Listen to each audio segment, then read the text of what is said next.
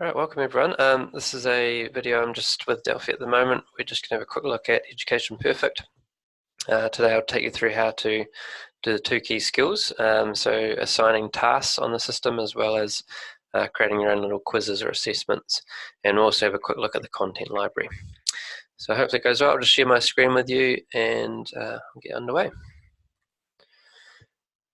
Delphi, just sing out if you've got any questions or want me to touch on anything else.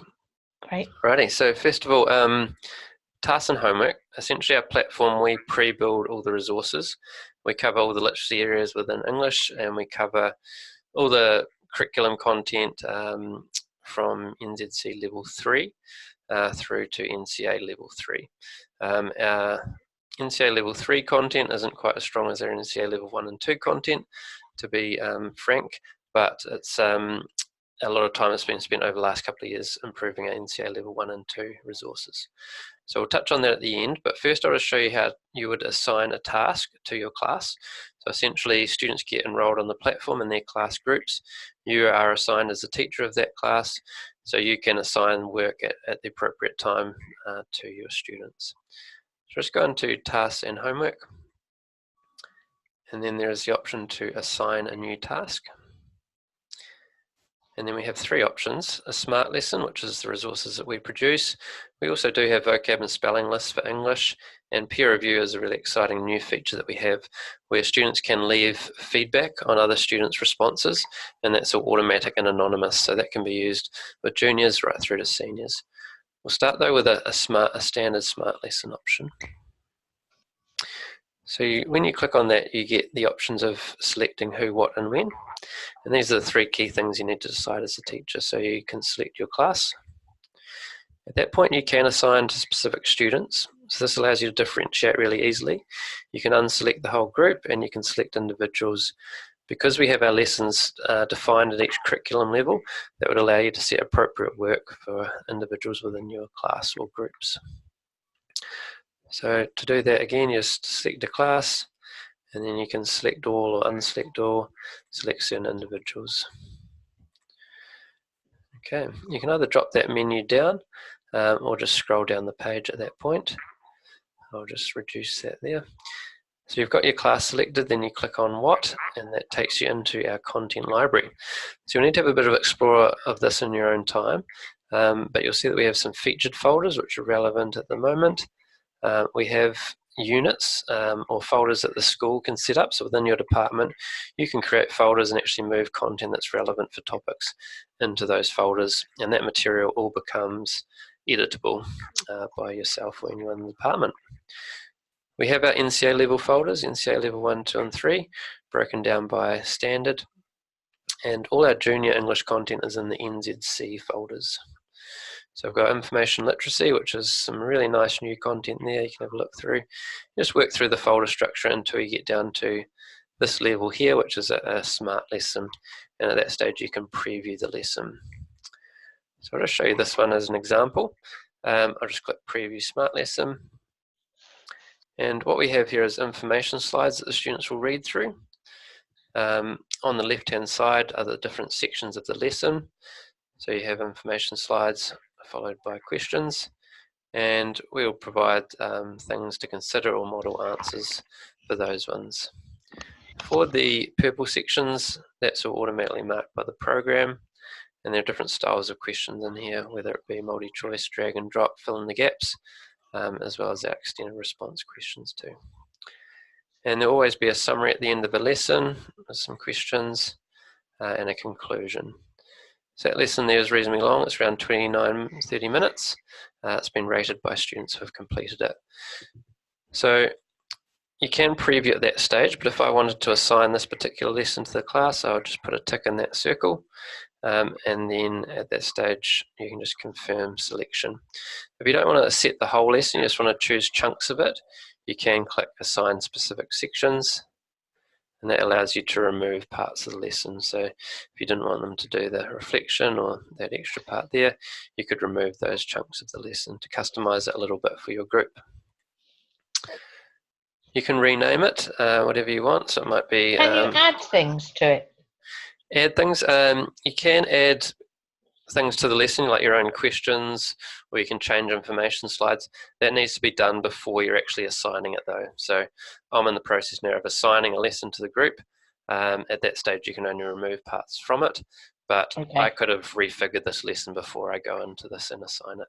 Right, okay. So I can touch on that later on. So you have your class selected, you've then got your lessons selected or multiple lessons, and then you click on when and you just set the due dates. So if you want this due by Friday at let's say 3 p.m, you can just adjust the times and dates there really easily. There's nothing else you really need to do, but I'll show you these last two things. Live feed is automatically ticked. So that basically gives you a running commentary of what every student in the class is doing when they're on our system. So if they go to a different tab on their device, open up a new different website, go check an email, all of that is recorded and it notifies you as the teacher. So you can make sure that they do stay within Education Perfect and stay on the task that you've set. So does it flag it? How does that work? Yeah, I'll show you that in a minute when we look at the progress report, but it basically highlights the individual and how long they've left the task for. So if they do go off, and it gives you a running commentary of that throughout the lesson. And then Education Perfect Dash, this is a fun competitive revision game. It's automatically generated, so if you've done things like Kahoot, it's sort of our inbuilt version of that. You don't have to pre-build it or pre-check it or anything because it's just taking questions from the lesson that are automatically marked by the computer, and it's just putting them in a race against other students, answering those questions, testing their fluency on that material. So it's automatically unlocked when they finish the lesson and automatically enabled. If you don't want them to have access to that, you just would untick that option there. And then there are some other optional settings around attempts, emails to students and parents, question timers and things like that. Our questions do have timers on them if you think that's inappropriate for a particular group. You don't want to put that added pressure on them. They are very, very generous, but you can remove those if it's going to make any students a bit anxious. So there are some optional settings down the bottom. So the key things there, just going back through again, is to choose your class or individual students. Go into the content library and pick the lessons that you want to assign. You don't have to build them, you can edit them if you want to before you assign it, and then decide on the dates. Okay. And at that point then you just click assign task and that sets that task up for your class. The students will get an email with a link directly to that task. Also when the students log in, they'll see that task sitting there ready to go. Okay. So I'll just get rid of that one and I'll show you what that would look like in terms of analysis. So if I did assign a task, I'll just actually do it for the staff group so you can see what it looks like. Reading. So I might select more than one lesson, confirm, and then set the dates. So it's nice and quick. Once you've done it a few times, it's literally that fast. It says congratulations. There's a link to Google Classrooms. You can share it directly into there. And we're working, if you're I'm not sure you guys Microsoft or Google. We're Microsoft, yeah. Okay, do you use Teams at all? Or? Yeah, we do use Teams. Okay, so hopefully we have a share to Teams option as well reasonably soon. So if I go home now, if I go back into that task and homework area, so say I log out, I've set my task for tomorrow, but I come back in the next day, I go into that task and homework area, I can see that task sitting there, and I can go in and get the student started or check progress. In terms of what that will look like, no one will have started this yet, so I'll go to one that's underway. So this is kind of what you'll see as the teacher once the class is started. So some students have finished it, some have not started, some have started. So there's a wee visual breakdown there for you. It'll give you some insight, so if any particular students are struggling, it will potentially highlight their names in here or tell you what's happening. And then there's a full student progress table. So this gives you an indication of how much each student has completed, how long it's taken them, and what the accuracy is like. And you can rank that by any of the column headings. So if you want to bring up the students who are struggling or haven't quite finished yet, you can to the top. You'll notice here when I hover over names, I can message individuals, or I can message the whole class, send out little stickers or cheers to the group as well. So that's all options in there. And how our lessons work, it's based on a mastery model. So this quiz section is an automatically marked section of the lesson. Students that get all the questions correct, they've only had to answer 4 questions, whereas a student that's got answers incorrect has had to answer 8 in that section. And a student down here is shown to be struggling a bit because they've got 5 incorrect. So Lisa is someone you might want to check in with. Or in this case, yeah, Will as well. You can click on their names, you can see what areas they're struggling with, and you can actually view mistakes if they are making mistakes, see what they're doing wrong. So there's a lot of detail there that you can dive into, but I think that overall student progress table is probably the most useful thing to check and just keep a track of. If it comes to the due date and they still haven't finished it, you can basically reassign to any students who haven't completed it. There's a wee button there. So that means that students who haven't finished their homework, it's very hard for them to get away with that. You can just reassign it. It's really clear who's done it, who hasn't, and you can submit it back out to them to make sure they do it. There is a live feed. So this is what I was talking about before. It's already automatically set up when you assign the task. This gives you a running commentary of what all the students are doing in that particular time frame. So it says here, I'm not sure if you can see that too clearly. So you clearly. set them up for the task, yep. And then you'd put your live feed on, and you'd see what people were doing, and you'd check into their where you were a minute ago, where were your student progress, and that would tell you who was struggling with what areas, so you could go and literally talk one-to-one. But in the meantime, you can go in and do the live feed and make sure. So you can flick between this live feed progress and... Yes, yeah, perfect, exactly, you've got it. So what I'd do is I'd say I set this maybe for homework, I'd go and check to see who'd done it. But if this was a current task, I'd see, okay, that these students still haven't finished yet. You could message them, but you could also go into the live feed. If this was a task that they were doing at that time in class, then I would actually see, okay, Jimmy lost focus on the task window for roughly 40 seconds. So straight away I'd point out, Jimmy, what are you up to? What are you looking at? Please get back into your Education Perfect task. And I can see when each student has finished, started the task, any significant event. So when they start a new section of a task or a task itself, if they go off screen, so they go and look at a different tab or anything like that, it pops up on this live feed. Also, if they're idle, so it says Lauren Campbell was idle for 4 minutes, that means that Education Perfect is still full screen on their device, but they're not actively moving through the lesson. Right. So they might be fiddling with their phone talking. or talking or something like that. So this running commentary is perfect. Some teachers will project that up on the board so that the whole class can kind of be actively involved in monitoring each other. That can be quite interesting. Or else you can keep this on your laptop, obviously, and just have it there. But a really good thing to do is, because the students are really engaged in the system and engaged in that lesson, if you can actually have a look at that progress and see that some students are struggling, you can go and sit down with them and help them through and check some of their answers, look at some questions with them, and you can still see, that everyone else is still on track and continuing and working through it. Yeah. So it does give you that. I found that gave me extra time in class with individual students because students were engaged and focused, but I could see kind of who needed help at the same time. So that is tasks, really. There was one other thing in there that I should show you, which is, let's go back in there, this responses section. So most of the questions and lessons will be automatically marked, but obviously for English you've got extended response where they're writing answers or doing creative writing or any of those things. Those questions, we provide model answers or some things that they may have wanted to include in their answer, but we won't provide the marking of that as such. But as a teacher, you can go in and see which questions, those blue questions are the ones that aren't automatically marked, and you can go and have a look through their responses. So I could bring up the student answer there and the model answer, and I could quickly have a look through my class and see who did it. I can assign a star rating sort of grade. I can give feedback here. I can also even record audio feedback. So if I wanted to record a comment back to them, they'd get that little sound file. All that gets delivered to the student through the platform via notifications, as well as by email. So you can see here the teacher's left a comment for Kate with a star rating. So very quickly you can sort of flick down through and do some feedback if you want to.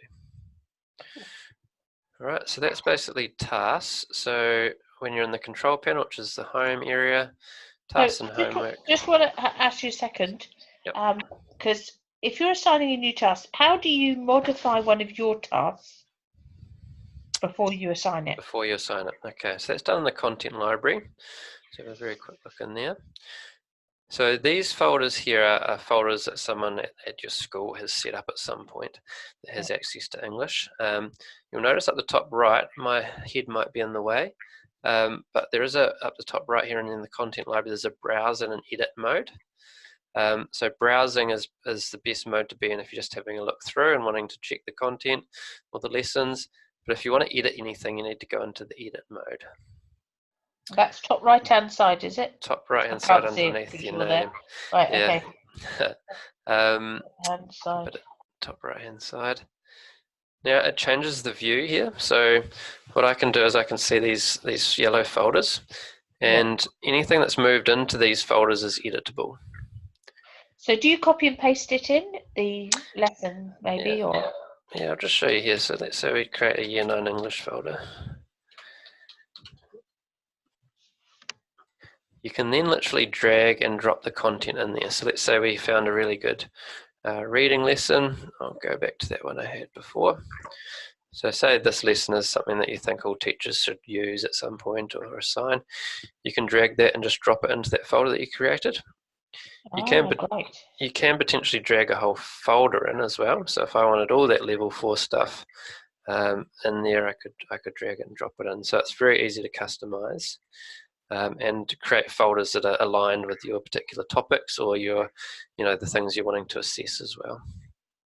So let's say I take that angelfish lesson, I can just drop it into Year 9 English, click customize, and it makes it your own copy of that.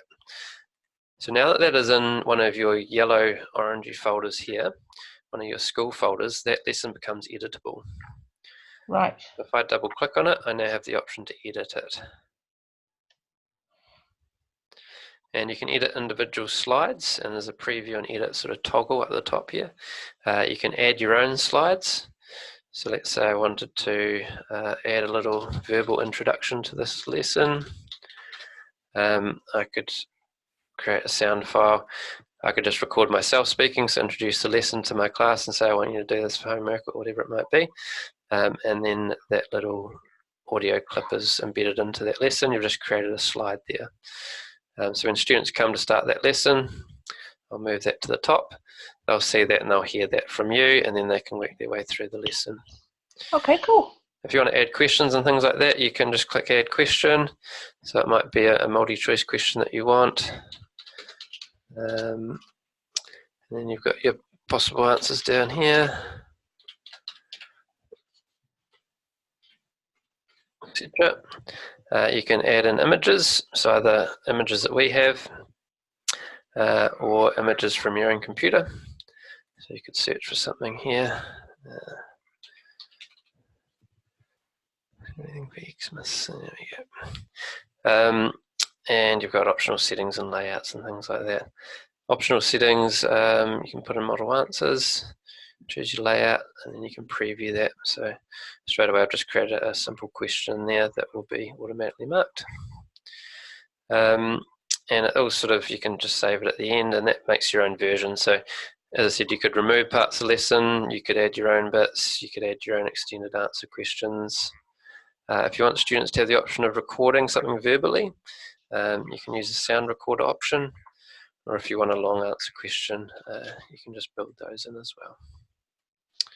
Right. So editing lessons becomes really straightforward once they've been moved. So the first step is moving the content that you want to customize, and then anything in there becomes editable. So that includes our diagnostic assessments and things like that as well.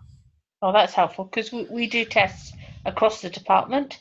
So at the moment we're printing them all, but if we plug people into a computer lab and they're getting more computers for us, we could set one across the department, drag it in there, it would mark it for us, and and it is generally a response to text.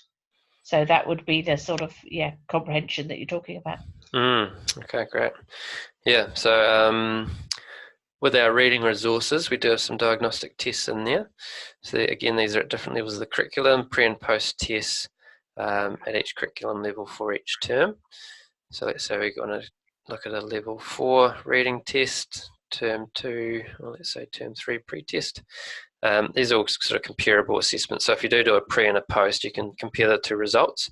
That's all happens automatically through our system. So if I preview this exam, it has some questions linked to a narrative piece of text. So it has the text there, and then there are questions, and they'll always be able to refer back to that text as they're answering those questions. Transactional. Can you make these texts bigger, or can we print them? Because we've got a couple of people in my class who've got severe eye problems, so I have to make everything A3 for them. Okay. Yes, well, I know that all of our reading texts have printable PDF copies. I just have to check whether the ones in the assessments are available to you, or whether you'd have to ask us for those separately. Right. But yeah, we'd be able to provide them for you. Definitely, obviously, have them on our system somewhere. Yep. Poetry, and again, questions linked to that, and then informative as well. So we have diagnostic tests. These are all computer marked. Again, you can edit it. It just depends sort of whether you can use it as it is, or you want to add your own questions, or you add your own text in there or something like that. Right. But because we have all of these different assessments, we'll have different texts, and you can, by editing, you can actually pick and choose what text and what questions you want in that exam. It's a bit of a higher level sort of customization that we can show you through if you start using it, but definitely the capability is there to pull together the questions and the text types that you want in your tests. Right, because at the moment we're doing tests across the year group, and we've got very low people and very high people. So we would, I've obviously customised the tests, but at the start of the year we don't know where they're at. So I guess if we start everybody at a level 4, and then if they just sail through it, then we give them a level 5. And yeah, that's right. You could assign them one of these tests, and then see the breakdown where everyone's at, and then go from there. The other option would be to take some questions from each of these levels and link to the different things, and then you can actually put analysis tags on the questions. So if it's a level 3 question, you'll be able to see how many level 3 questions they got right versus level 4 questions, and so on. I'll show you what that looks like as well. Just while we're in the content library here, I'll just show you some other stuff. So yeah, do have a look around. All you need to do as a teacher, once you're logged in, go to the content library. Do be in browse mode initially. You won't need to be editing anything. You can see that folder I created there with that lesson that I edited. But you can look through all of our content there. So the NCA level 1 will be broken down by standard. And what we do have, which is really great, is Achieve Merit and Excellence level lessons for unfamiliar text for each of the different types of text there. So let's look at a merit lesson. Gives you some information about the standard and what the criteria are. And then it will look at particular texts and then look at student responses to that. So we have this annotation sort of feature here, so you can look at different parts of that student response and what it's sort of covering. And then we have sort of model writing and questions, different questions they can answer based on that.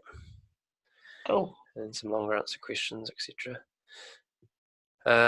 So have a look at some of the senior content, and then junior content we cover all of the sort of literacy areas and different strands. Some information literacy, this is new. So if you want to listen on critical thinking or evaluating media, there's some great stuff in there. You'll notice that our folders are at different levels of the curriculum already, so you can find lessons that are appropriate for the level of your students. And if you're going to sort of mixed stream classes, it'll be very easy to differentiate using our system.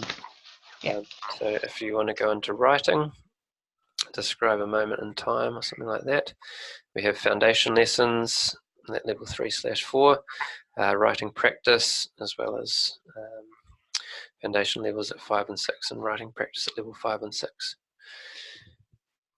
So looking at audience, character, cohesion, etc. as you go through, and then there's modelled writing, guided writing, and independent writing. So depending on where you think your students are at, you can give them different lessons there that will challenge them. Cool. So there's a heap of content. There's over 1,000 lessons in our system already, probably close to 2,000. So there's too much there for me to show you, but do browse through. Hopefully you find some really interesting stuff that you like the look of. Cool. I'll just finish off with assessment. So our assessment platform, we do have the diagnostics, so we do have the pre-built assessments, but you can also use our system really flexibly to create automatically marked quizzes and things like that, and you can compare the results of a pre and a post test. So just like setting a task, you just go into the green tab this time, because you are setting an assessment, assign a new assessment. Pre-built assessment, so if you did want to use one of our diagnostics, or you'd edited one of our diagnostics and wanted to use that, that would come under that category of a pre-built assessment. But the quick test function is super flexible and dynamic as well, and allows you to test students exactly on what you've been covering in class. So when you click on quick test, you've got the option again of choosing a class and or assigning to specific students. If you wanted to set a common assessment across all classes, any one teacher has access to all classes there. So I could just search for English, and I could select the other Year 9 English class. Well, I'm sure there'd be 9 or 10 by the time all the students were enrolled. Right. So one teacher can set one test up for everyone across the cohort. When you click on what, that takes you again into the content library. So this time I'm going to do something a little bit different. We'll go into language features. So if you wanted to test your students on their knowledge of what an alliteration is, you might choose a level 4 lesson there. Assonance, level 4, you might want to do hyperbole. So I'm just selecting lessons. I'm just ticking the lessons at the same level, level 4 in this case, on these different language features. So I might want to test them on if they know what a metaphor is, onomatopoeia, personification, etc. So you could keep going through, but let's say I've got 6 lessons selected. What the program's doing, when I'm selecting these for a quick test, it's just taking the questions from the lesson that are marked by the computer. So it's leaving behind the information slides, they're grayed out, and it's also leaving behind the extended response questions, which we can't mark. But everything else is included. So if I wanted to have a look through, I could have a look at the questions, remove any I didn't want, but most teachers don't worry about that. So in this case here, I've selected 6 lessons on different language features, all at level 4 of the curriculum. So when I click confirm selection, it takes me back to the setup page. There's 187 questions available from those lessons, but I just might want a short quiz. So I might put 30 into that box there. Each student will get 5 questions from each lesson, but each student's test will be different from the person sitting beside them. And it's going to take them around 15 minutes to do it. So I might just call this language features quiz or something like that. Take that out of there. You can add instructions for your students as well. You don't have to. You can set the dates. So if I wanted to give myself a few days to get this done with the class, I could just extend the end date to Friday. And then under the assessment conditions, you've got a lot of flexibility. The same sort of setup system here is used for internal assessments, also preliminary examinations that you might have done last term for English. A lot of schools did their preliminary English exams actually on our system because of this functionality that you have here. You can adjust the time allowed, so you might give the students 20 minutes in this case.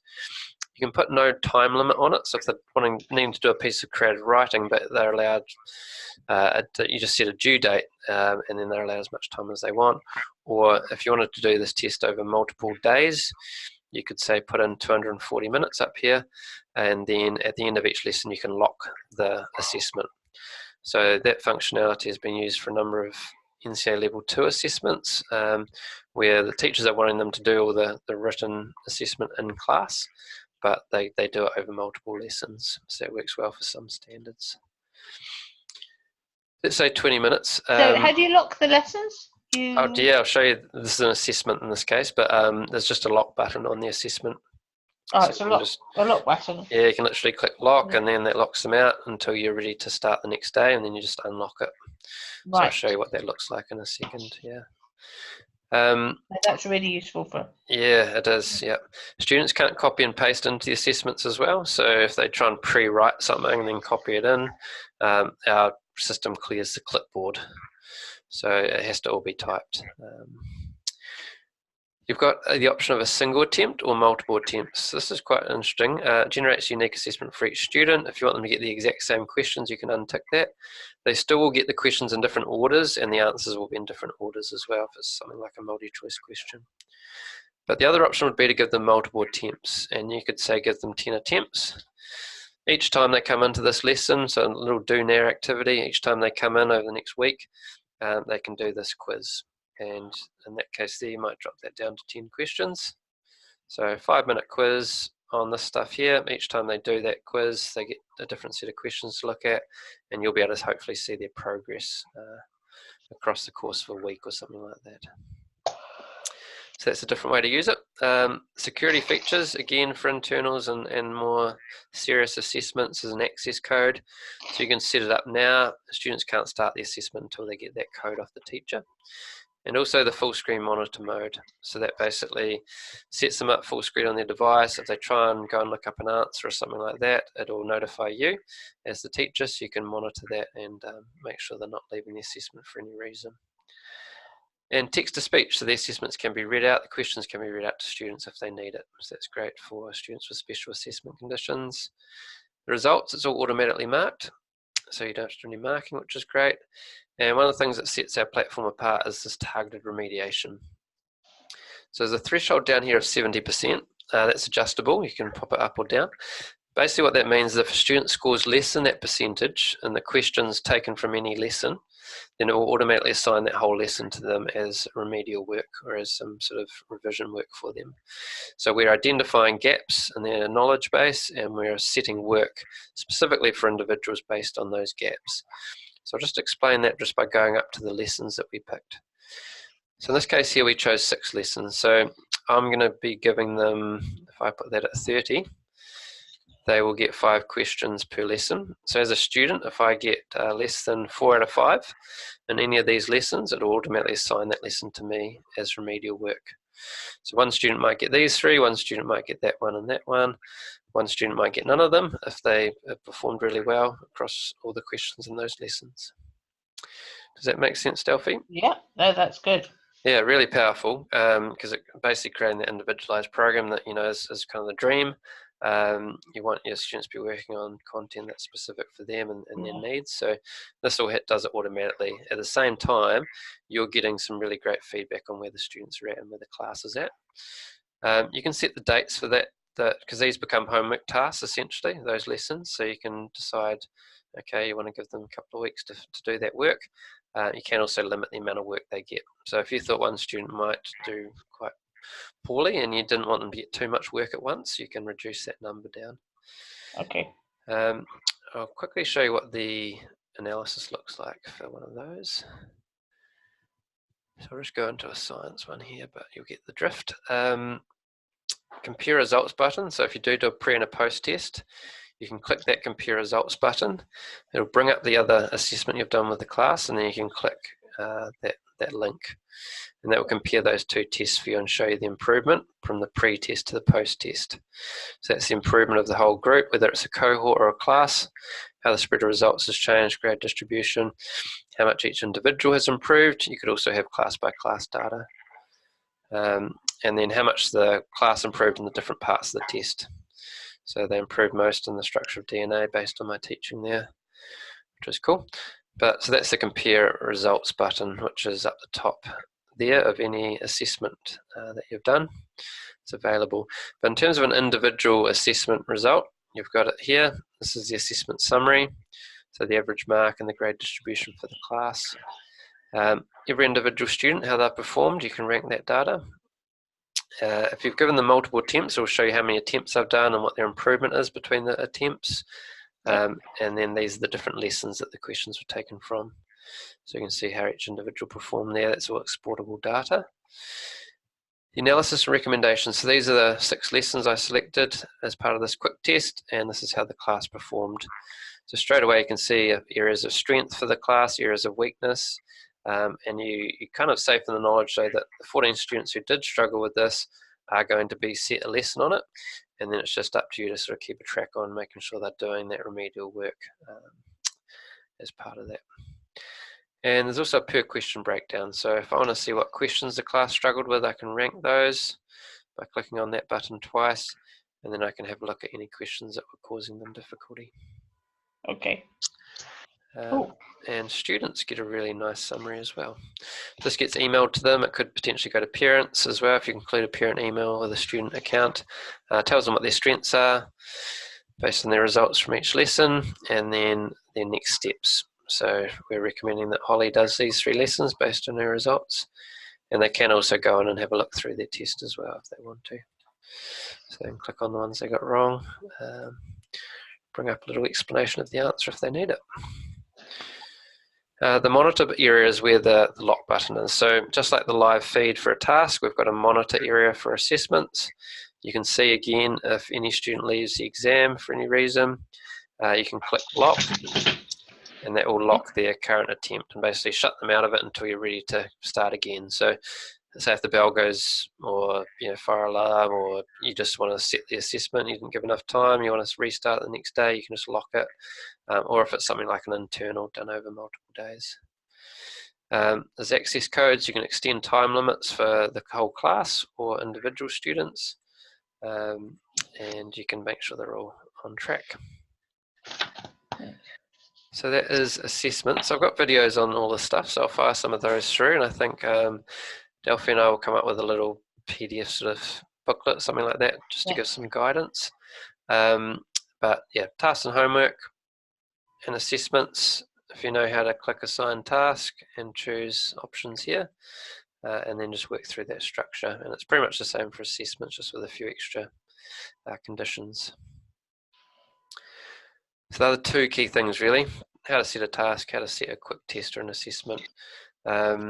And the other things are fairly self-explanatory. So if we're going to trial this, Delphi and I will basically take care of the enrollment of all the students in the classes. But there is a class and students area, so if you ever need to add a student to your class, you can go into here, click on the class, and then you can reset passwords, check their accounts, add students if you need to. And as soon as you start searching for a name, it will come up and you can add them to your class. Right. In terms of your own login details, teachers, if you're watching this, all usernames, apart from Carol there for some reason, should be your school email address.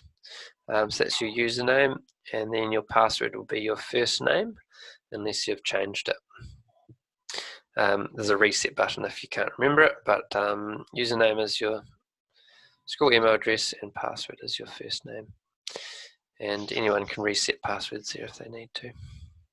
Brilliant. All right, so we covered quite a lot there. That will hopefully get you guys started. At any stage, obviously, we can do another one of these sessions once you've got some questions and things like that. But please do have an explore of the content library. If you do have classes enrolled, you can try setting your first task or one of those quick tests. Yeah, cool. Great. I think I might see if I can get them to do the end of year exam that we do in it, because it's